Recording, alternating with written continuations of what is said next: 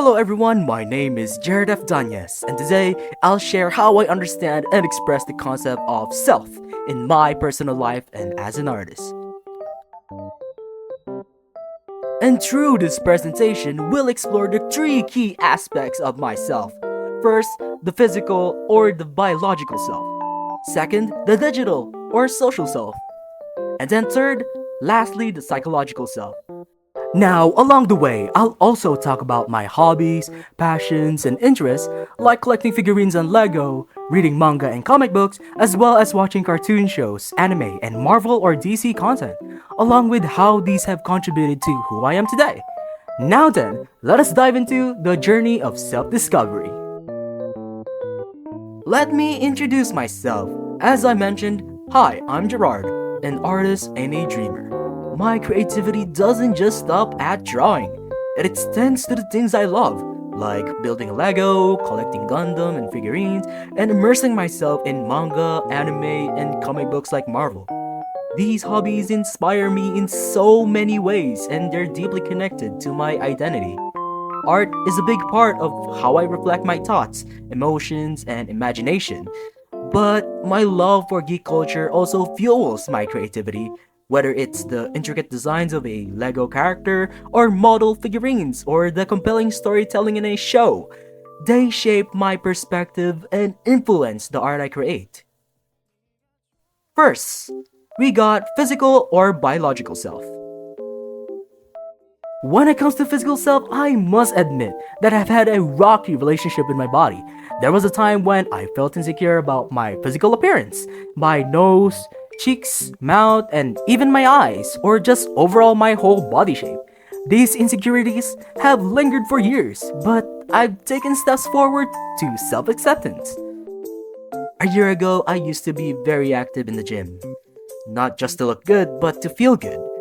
Back then, losing weight and working out have given me more confidence and allowed me to see my body as a source of strength rather than judgment.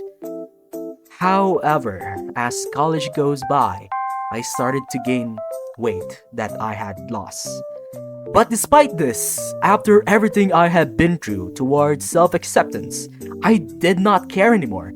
As long as I feel healthy and eat right, who cares what other people say? As someone who went to the gym daily and always counted their calories and never eating, in reality, I wasn't really happy. I was scared of what people would say about my appearance to the point I lost myself through the process of trying to lose weight. I may have lost weight back then, but it wasn't enough to make me feel whole. But as an artist, I channeled this into my creations. I sketch characters with imperfections because through art, I've learned that flaws are what makes us human and beautiful.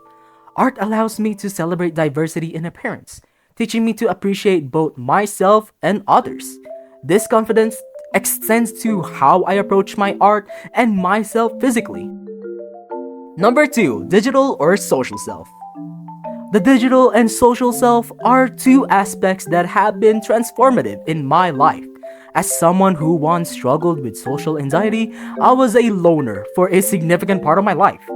However, I discovered that my art could connect me to others. Online platforms are where I connect with my communities and share my interests. Whether it's discussing the latest anime episodes, sharing builds, or showcasing my art, the digital world has become a space where I can express myself. Collecting figurines and sharing them online also gives me a way to celebrate what I love with others. For example, posting a picture of my Marvel collection sparks conversations with fellow fans, and it's through these interactions that I build meaningful relationships. As an artist, the digital world also helps me explore new ideas. The stories I read in manga or the heroic arcs in Marvel comics inspire my storytelling and character designs. My social self is all about sharing these passions and learning from others. With the help of online communities and the people I met through my passion for art, I went social and started doing live portraits and selling artworks through commissions. I even made more friends in college and got myself being a part of the Lazonians, which also helped me build my confidence in presenting myself to a wider audience. Now, my digital self or social self is a reflection of my passions. Whether I'm sharing a portrait I've drawn or interacting with other creatives, my online presence has become an extension of my identity to real life. It's taught me that relationships, both virtual and real, are vital in shaping who we are. Number 3, psychological self. This is the core of who I am, my thoughts, emotions, and personality. I'm an INFP, which means I'm naturally sensitive, introspective, and empathetic.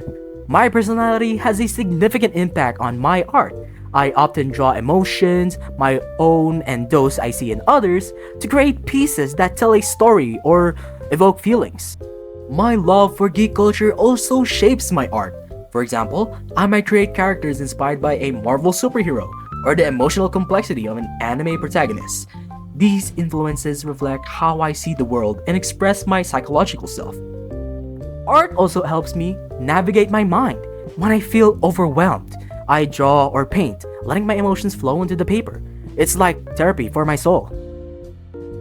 As someone who was diagnosed with depression and anxiety, I've also struggled with focus and self-esteem. However, through art, I've learned to embrace my strengths and work around my challenges. For instance, I keep a sketchpad nearby to channel my energy productively. And I've come to value the unique perspectives of what my mind offers. It's taught me that my quirks are just as much a part of myself as my strengths. Overall, my hobbies and interests aren't just activities, they're extensions of who I am. Whether I'm drawing, building a Lego set, or watching my favorite show, each experience helps me grow as an artist and as a person. I've learned that self-expression takes many forms. Art allows me to translate emotions into visuals, while building Lego teaches me the value of structure and creativity. Manga and comics fuel my imagination with their stories, and figurines remind me of the beauty in details. These passions remind me that the self is like a mosaic, made up of different pieces that came together to form something unique. Through my art and my collections, my love for storytelling have found a way to celebrate every piece of who I am. Thank you for listening to my presentation. I hope this gave you insights on not only to who I am, but also into how our passions and hobbies can help us better understand and express ourselves. Remember, whether through art, storytelling, or collecting, every part of us tells a story worth sharing.